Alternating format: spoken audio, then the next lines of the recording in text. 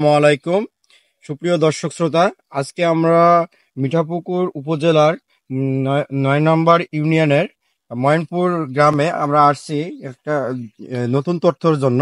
আমরা বিভিন্ন ধান বিষয়ে প্রান্তিক পর্যায়ে যে কৃষক আছে সেই কৃষকের কাছে কিছু জ্ঞান আমরা বা কিছু জ্ঞান আহরণ করব। তো চলেন আমরা কৃষকের কাছে যাই। আসসালামু আলাইকুম। ওয়ালাইকুম আসসালাম। এবারে আপনার নামটা বলবেন। আমার নাম মোহাম্মদ কৃষি মুকুল। কৃষি মুকুল। আমি একজন চাষি। হ্যাঁ, তো আপনার কাছে আসলাম। আপনি একজন সফল ধান চাষী। আমরা এলাকায় বা পাশাপাশি আরো শুনছি আপনি একজন ভালো ধান চাষ করতে পারেন এবং বিভিন্ন জাতের ধান চাষ করেন। সেই সঙ্গে সম্পর্কে আমাদের কাজটা হচ্ছে যে প্রান্তিক পর্যায়ে যারা কৃষক আছে তাদের থেকে কিছু জ্ঞান আহরণ করা, তাদের কথাগুলো তুলে ধরা, তারা কি ফসলটা ফলানোর পর কি পাইলো। আবার আমরা তো ফসল কিনে অনেক একবার আগে দেখি, কিন্তু তারা চাষাবাদের পর কি কিরকম পাইলো ফসল সেটা আমরা আপনার কাছে মতামত নেই। এবং কি কি ফসল আপনি চাষ করে থাকেন একটু দয়া করে বলবেন। আমি শুরুতেই সারা বাংলাদেশের চাষি ভাইদেরকে ধন্যবাদ জানাই।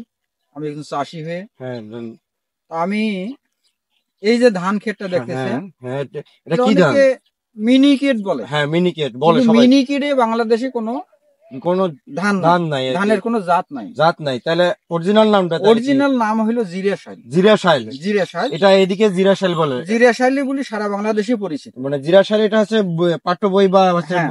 এই যে লিখিত নাম আর কি। লিখিত নাম। আচ্ছা। এ ধানটা চাউলের প্রোডাকশনটা অত্যন্ত বেশি আর হচ্ছে এবং ধানটা একটু শর্ট টাইমে হয়। শর্ট টাইমে মানে কতদিন সময় লাগে রোপণের পর? রোপণের পর ধরেন 3 মাসের মধ্যে হয়। 3 মাসের মধ্যে হয়। চাল কেমন হয়, মোটা না চিকন? চাল চিকন চিকন হয় আর কি। সারা দেশ ব্যাপী চলে। সারা দেশ ব্যাপী চলে। যেটা দিনাজপুরে এই ধানটা কি বলে আর কি? দিনাজপুরে জিরাশাইল। জিরাশাইল বলে। দিনাজপুর কিন্তু জিরাশাইল আবার জিরে আবার দুইটা, যেমন বুড়ো মৌসুমে একটা এই জিরাশাইল, বুড়ো মাসে এই জিরাশাইল, আর একটা আমন মৌসুমে হলো জিরে, যেটা আমরা জামাই আদর করি। যেটা আমরা পোলাও বলি যেটা। হ্যাঁ হ্যাঁ হ্যাঁ। আচ্ছা আচ্ছা। তারপরে তাহলে আপনি আরেকটা ধান এটা আছে, এটা কি ধান? এটা হলো 28 নম্বর। 28। হ্যাঁ, এটা সম্পর্কে আমরা কিছু জানতে চাই আপনার কাছে। 28 বর্তমানে এই ধানটা চাষ করা যায় না। এই ধানটা বর্তমান ভাইরাস বেশি, ভাইরাস মানে ফেলাস রোগ যেটা আমরা বলি। আচ্ছা আচ্ছা। তার মানে এই ধানের বর্তমান বালাই বেশি। হ্যাঁ বেশি, এই কারণে এই ধানটা চাষ করা যাবে না। আচ্ছা।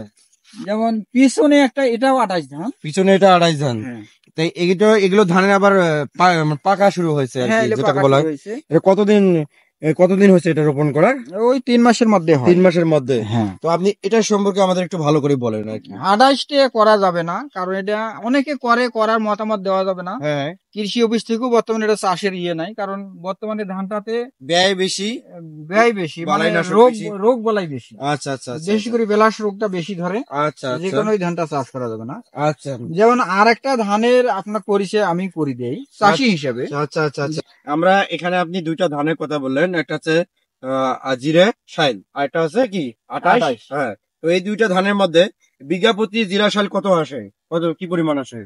বিঘায় আমাদের এদিক তো 60 মন, মানে 28 কেজি মন। 28 কেজি মন। 28 কেজি মনের 60 মন ধান হয়। 60 মন ধান হয় আর কি। 55 থেকে 60 মন ধান হয়। 55 ধান হয়। আর এটা পাশেরটা আপনারটা? পাশেরটা এটাও ওই রকম ফলন হয়, কিন্তু এটা চাউলের প্রোডাকশন অত্যন্ত কম। অত্যন্ত কম। তার মানে আমাদের দেখা যাচ্ছে জিরা শাইলে চাউলের প্রোডাকশনটা বেশি। তো এখানে বালাইনাশকও কম, রোগ বালাইও কম, সার পাঁচও কম খায়। আচ্ছা আচ্ছা। এবং ভাতও অত্যন্ত সুস্বাদু, চাউলের রেট বেশি। আচ্ছা আচ্ছা। যেমন সারা দেশে চাউল চলে। আচ্ছা, তাহলে এই চাউল সারা দেশেই চলে? সারা দেশেই চলে। তাহলে 28 চলে, কিন্তু বর্তমান সমস্যার কারণে 28 চাষ করা যাবে না আমি মনে করি। আচ্ছা আচ্ছা, ঠিক আছে। ধন্যবাদ কৃষি মুকুল সাহেবকে। তার কাছে আমরা কিছু কথা জানলাম।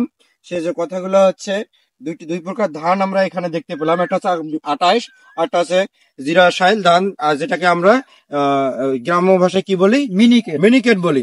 তো মিনিকেট ধানটা আসলে পুরো বাংলাদেশে চলে।